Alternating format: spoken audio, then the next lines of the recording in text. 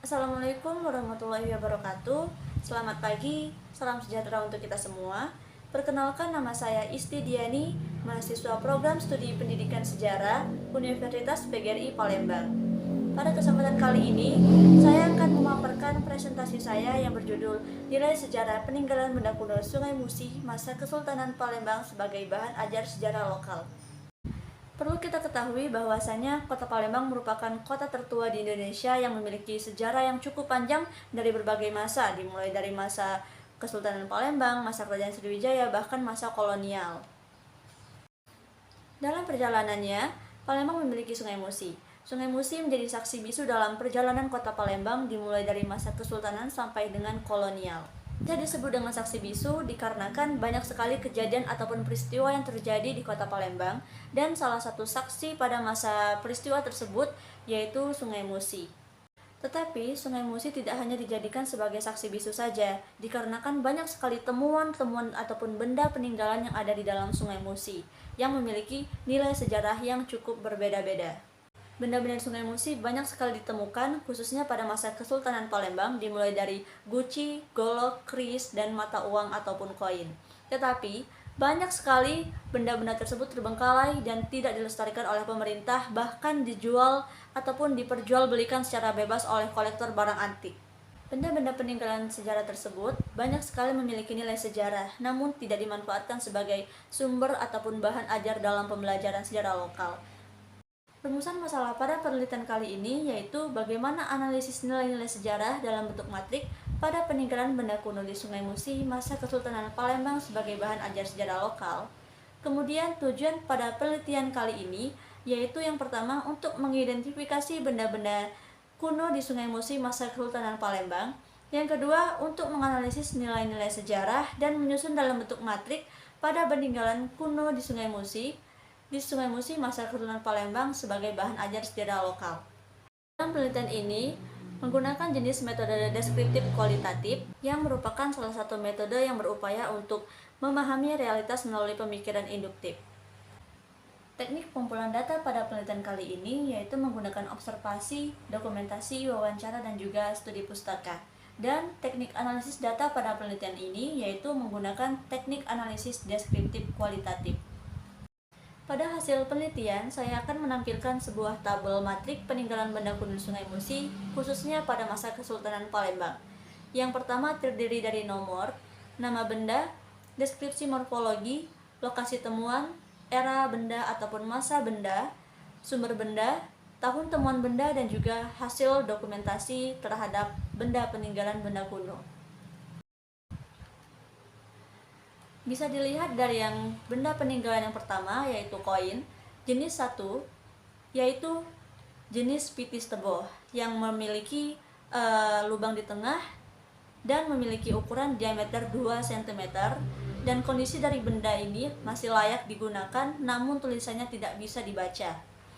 Lokasi temuannya di Sungai Musi pada masa Kesultanan Palembang, dan sumber benda ini didapatkan dari kolektor pecinta barang antik di Kota Palembang ataupun kolektor barang antik Kertapati, dan tahun temuan benda pada tahun 2012. Kemudian jenis koin yang kedua yaitu pitis buntu dikarenakan tidak memiliki lubang di tengahnya dan memiliki ukuran 2 cm, ditemukan di lokasi Sungai Musi.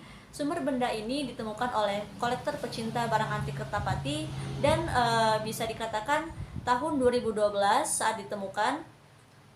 Selanjutnya pada benda jenis yang ketiga yaitu pitis teboh, dikarenakan dilihat dari bentuknya memiliki lubang di tengahnya dan memiliki ukuran diameter 2 cm, ditemukan di Sungai Musi pada tahun 2012, dan sumber benda tersebut yaitu dari pecinta barang antik ataupun kolektor pecinta barang antik Kertapati.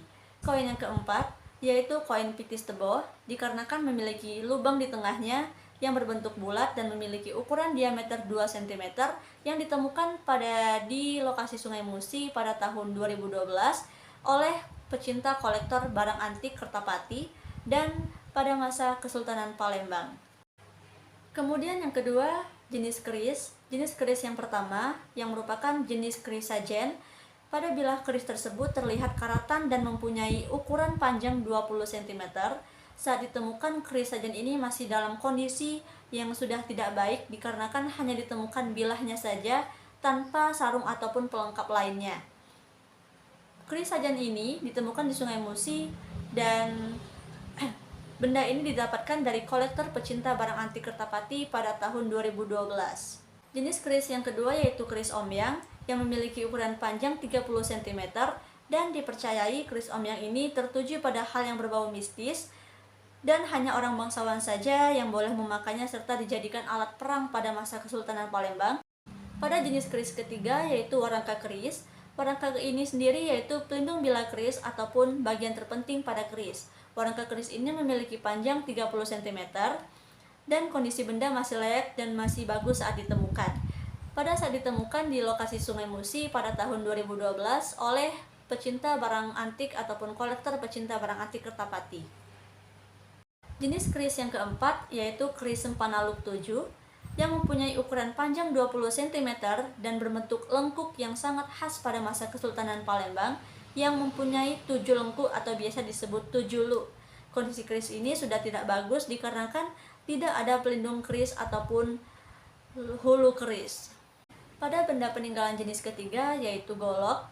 Golok pada masa Kesultanan Palembang ini memiliki ukuran yang lebih hampir setengah meter dan berbentuk panjang serta lebar pada bagian ujung golok. Saat ditemukan kondisi benda ini masih layak, namun pada bagian pegangan golok sudah rusak. Golok ini ditemukan di Sungai Musi pada tahun 2019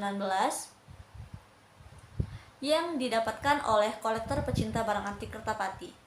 Pada temuan keempat yaitu guci. Guci ini merupakan masa Kesultanan Palembang yang ditemukan di Sungai Musi yang memiliki warna coklat dan ukuran yang lumayan besar dan memiliki leher pendek serta mulut guci yang melingkar bulat polos, terbuat dari tanah dan tidak ada campuran bahan lain atau apapun. Guci tersendiri ditemukan oleh pecinta barang antik kolektor ataupun kolektor pecinta barang antik Kertapati pada tahun 2019 di Sungai Musi. Bagian pembahasan bahwasanya penemuan-penemuan di Sungai Musi ini terkait dengan bahan ajar mata pelajaran sejarah, khususnya terkait kompetensi dasar KD 3.7 yang menitik beratkan pada sejarah masuknya Islam. Artefak tersebut relevan dengan penelitian saat ini karena mengandung nilai-nilai agama, politik, ekonomi, sosial, dan budaya, sehingga cocok sebagai bahan ajar sejarah lokal, khususnya dalam konteks sejarah Islam di wilayah Kota Palembang.